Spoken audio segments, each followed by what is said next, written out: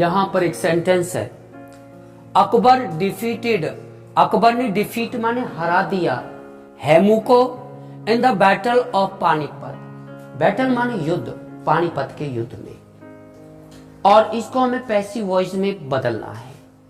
पिछली वीडियो में हमने बताया था कि पैसिव वॉइस के लिए एक फॉर्मूला इस्तेमाल करते हैं और वो फॉर्मूला है M S small A S H O K. यहां पर बाकी कुछ बच जाता है अवशेष, तो यहां पर लिखते हैं, फिर बाई कैपिटल ए कर देते हैं।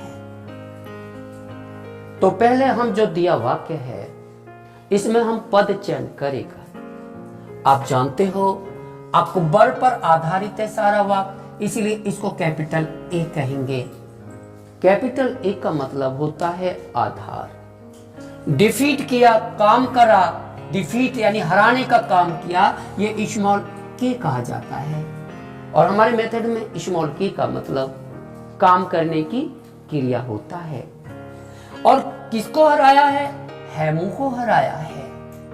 हराने के अधीन, क्रिया के अधीन हेमू है, और जो काम करने की क्रिया के अधीन होता है उसे स्मॉल ए कहते हैं। स्मॉल ए का मतलब अधीन शब्द होता है।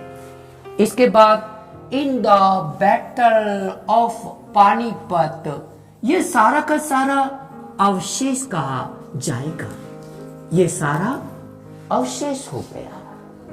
अब हम फॉर्मूला में आएंगे। फॉर्मूला पर यहां पर दो एस हैं, इसको पहला एस कह दीजिएगा, इसको दूसरा एस कह दीजिएगा।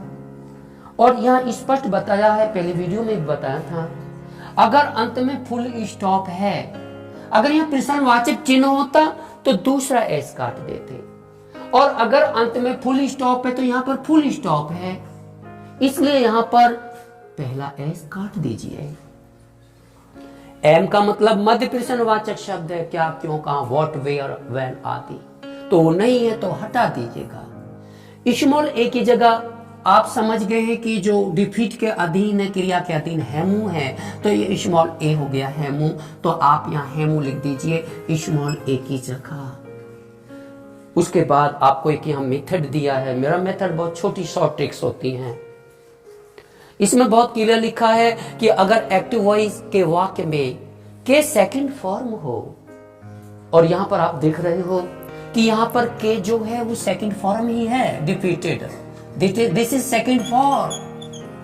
तो यहां बोला अगर एक्टिव वॉइस के वाक्य में के क्रिया की सेकंड फॉर्म हो तो क्या करते हैं, तो पैसिव वॉइस वाक्यों में एस के स्थान पर डिड लिख देते हैं। तो हम यहां एस की जगह डिड लिख दिए, लेकिन आगे भी कुछ लिखा है।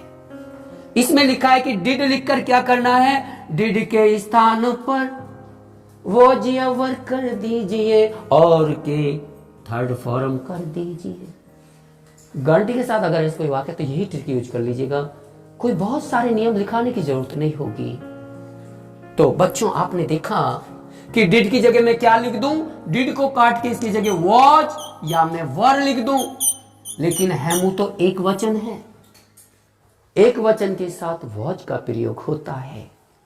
आप वर काट दीजिए हेमू वॉच और के थर्ड फॉर्म कर दूं, यह ध्यान रखना, डिड को वॉच वर में बदलती दफा ही आप के थर्ड फॉर्म कर दीजिए। यहां पे आपने क्या देखा कि एच का मतलब नहीं होता है काट दीजिए, ओ काट दीजिए, और के को थर्ड फॉर्म यूज करिए। यहां पर के डिफीट है और डिफीट का थर्ड फॉर्म और सेकंड फॉर्म डिफीटेड ही होता है, तो यहां डिफीटेड लिख दीजिए। इसके बाद क्या था, अवशेष लिखो। अवशेष की जगह आप लिख सकते हैं इन द बैटल, हाँ बोलिए, ऑफ पानीपत, पानीपत के युद्ध में। इसके बाद बच्चों बाई लिखा है और बाई के बाद कैपिटल ए, और कैपिटल ए कौन है यहाँ पर, अकबर है, तो आप बाई अकबर लिख सकते हैं। लेकिन अकबर का पहला अक्षर बड़ा लिखना, क्योंकि किसी भी नाम का पहला अक्षर हमेशा बड़ा लिखना चाहिए। हमेशा अगर कोई नाम है, चाहे किसी शहर का नाम हो या किसी इंसान का नाम हो, कोई भी नाम है तो उसका पहला अक्षर हमेशा बड़ा लिखा जाता है। तो आप अकबर का ए बड़ा लिखें और इस तरीके से आप कंप्लीट कर दीजिएगा, फुल स्टॉप लगा दें, तो आपका ये पैसिव वॉइस में बदल गया। Hemu was defeated in the battle of Panipat by Akbar. तो ये मेरी तरफ से फ्री ऑफ कॉस्ट क्लास है, कोई भी विद्यालय को बचा सकता है। जब भी मुझे वक्त मिलता है, सुबह या शाम या छुट्टी के दिन, मैं वीडियोस बनाता रहता हूँ। आपका अपना YouTube चैनल अशोक अवस्थी। धन्यवाद।